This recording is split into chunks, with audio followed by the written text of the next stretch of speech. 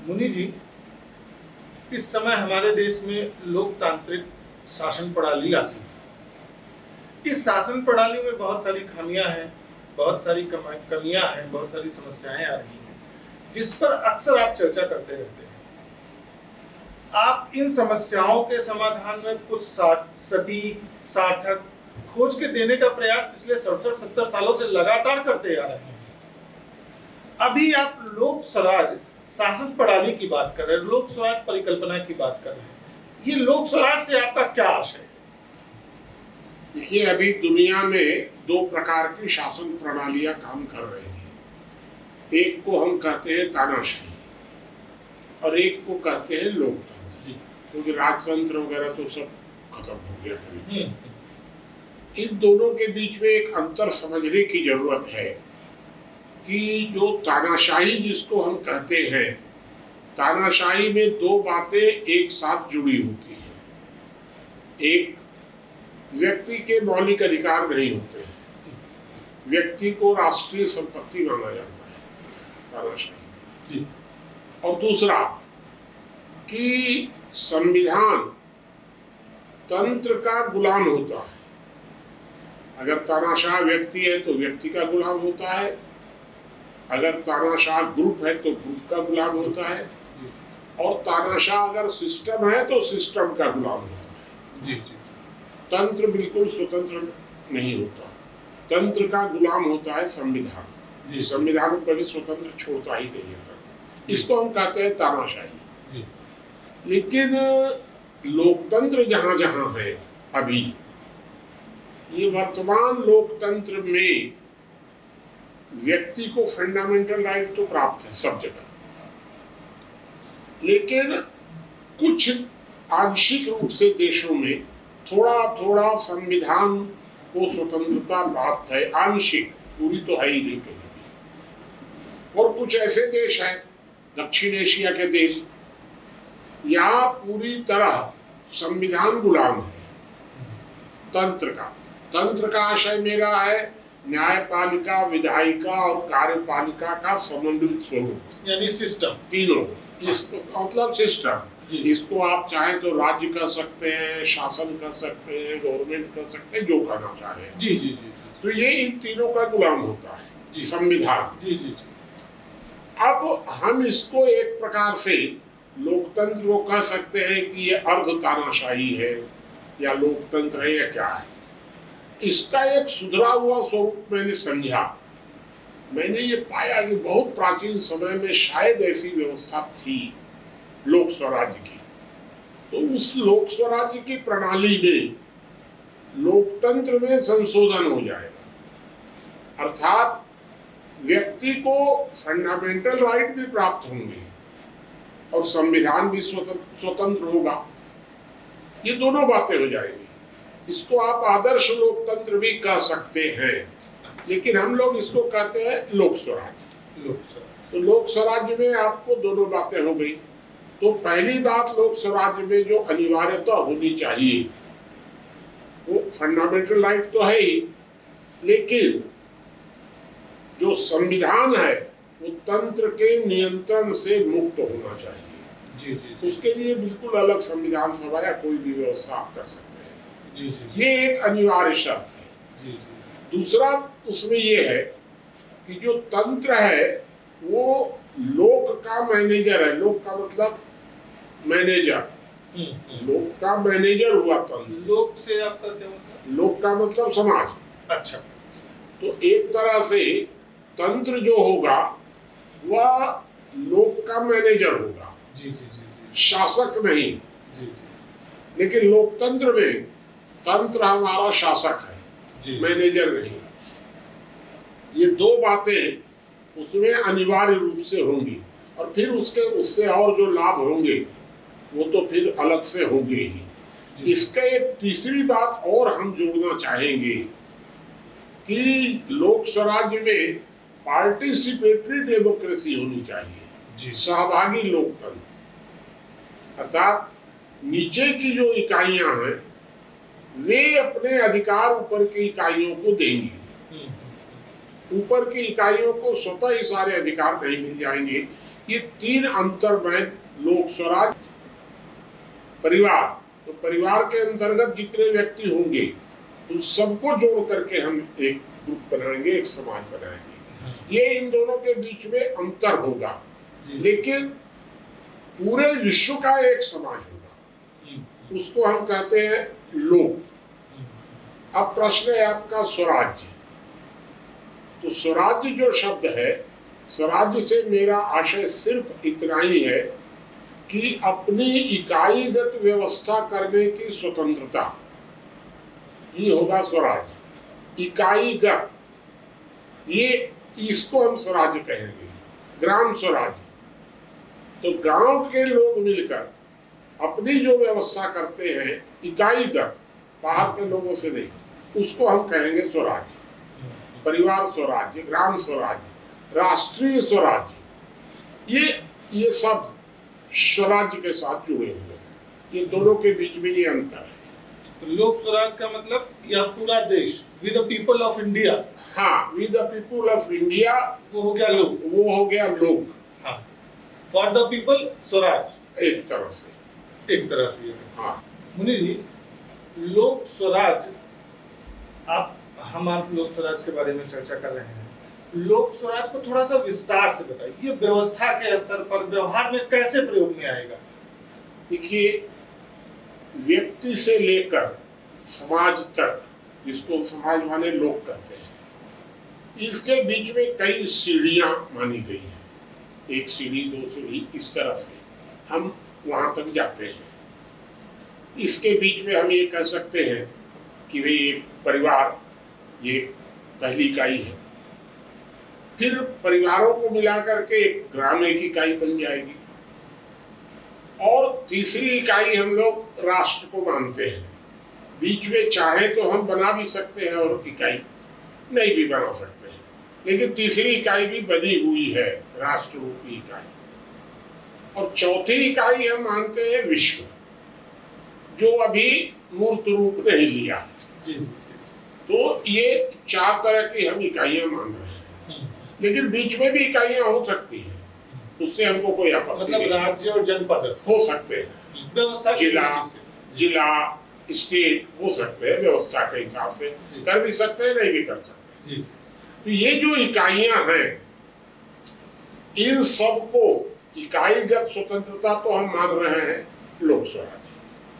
अर्थात परिवार मिलकर के अपना एक मुखिया चुनेगा, परिवार के सभी सदस्य मिलकर के एक मुखिया चुनेंगे और मुखिया को अधिकार देंगे, मुखिया सारी व्यवस्था करेगा।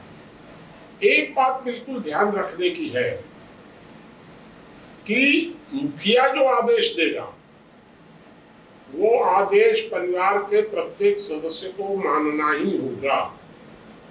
मुखिया हो गया शासक और व्यक्ति हो गया शासित। लेकिन जब परिवार बैठ करके निर्णय देगा तो मुखिया को मानना ही होगा, क्योंकि परिवार हो गया वहां शासक, मुखिया हो गया मैनेजर, तो परिवार हो गया लोग। इसी तरह से आप गांव को भी देख सकते हैं, इसी तरह आप एक राष्ट्रीय इकाई को भी देख सकते हैं, इसी तरह सीढ़ियों से आप ऊपर तक जा सकते हैं। ये सारा जो सिस्टम होगा, यह एक प्रकार का हमारी आंतरिक व्यवस्था के रूप में होगा। अर्थात जिस तरह से राष्ट्र के रूप में क्या होगा, तो राष्ट्र के रूप में एक राष्ट्र सभा होगी, तो राष्ट्र सभा सारे काम देखेगी। परिवार सभा अपने अधिकार देगी ग्राम सभा को, व्यवस्था का तरीका। हाँ, ग्राम सभा को हम जितना अधिकार देंगे उतना ही ग्राम सभा यूटिलाइज करेगी। हम वापस भी ले सकते हैं अपने अधिकार, क्योंकि हम तो देने वाले हैं, तो ग्राम सभा को देंगे। ग्राम सभा जो होगी वो राष्ट्र सभा को देगी, अगर जिला सभा होगी तो जिला सभा, नहीं तो राष्ट्र सभा को देगी। तो ग्राम सभाएं राष्ट्र सभा को देगी।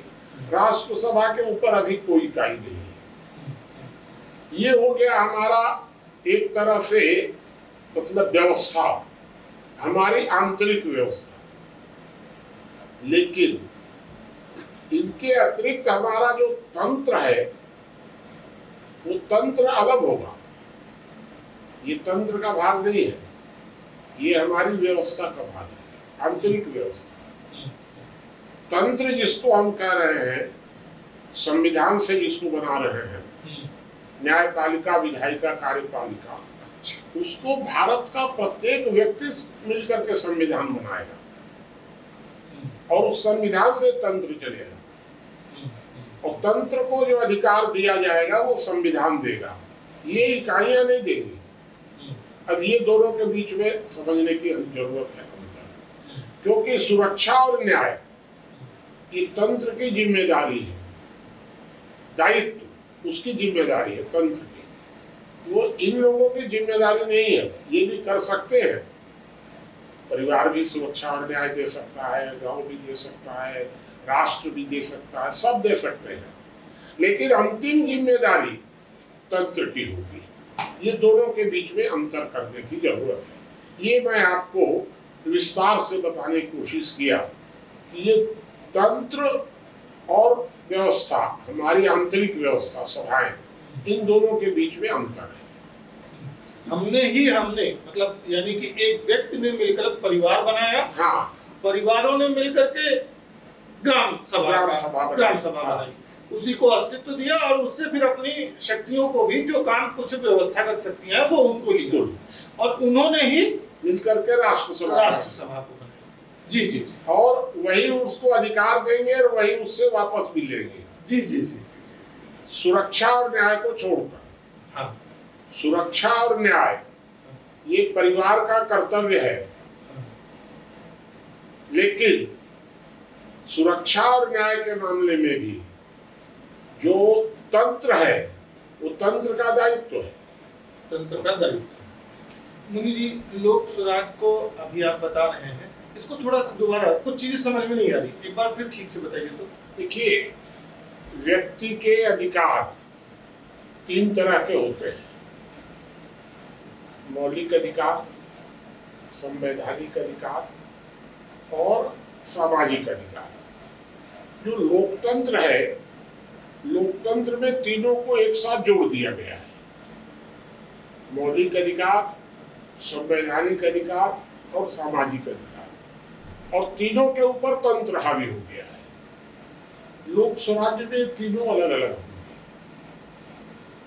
मौलिक अधिकारों की सुरक्षा की गारंटी तंत्र देगा, उसका दायित्व होगा तंत्र का, उसको देना ही होगा। एक बात, संवैधानिक अधिकारों के मामले में सारी व्यवस्था एक सभाएं करेंगी, परिवार, गांव, जिला, राष्ट्र, जो भी है, ये सभाएं करेंगे संवैधानिक अधिकारों के मामले में। और जो सामाजिक जो अधिकार हैं वो भी यही सभाएं ही उसको डील करेंगी। लेकिन ये जो सभाएं हैं कि किसी भी परिस्थिति में किसी भी व्यक्ति के मौलिक अधिकार का अतिक्रमण नहीं कर सकती है। अर्थात कोई भी सभा किसी भी व्यक्ति को दंड नहीं दे सकती है, बहिष्कृत कर सकती है। सभा मतलब ग्राम सभा, परिवार सभा, कोई भी सभा, हाँ, राष्ट्र सभा भी, आपका आशय यही रहेगा। राष्ट्र सभा भी जी किसी व्यक्ति को दंड नहीं दे सकती है, जी जी, बहिष्कार कर सकती है।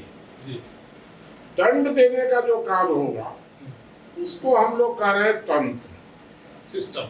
हाँ, तंत्र माने संवैधानिक व्यवस्था, संवैधानिक व्यवस्था जिसको व्यक्ति समूह ने, लोक ने बनाया है, संवैधानिक व्यवस्था। जो लोक स्वराज्य है, ये लोक स्वराज्य दो भागों में बढ़ जाता है, तंत्र नहीं बांट रहा है। तंत्र जो माने जो लोकतंत्र है, लोकतंत्र में दो भाग नहीं हुए हैं, लोकतंत्र में सब एक साथ है। लोक स्वराज्य में ये दो अलग अलग पार्ट हो जाते हैं।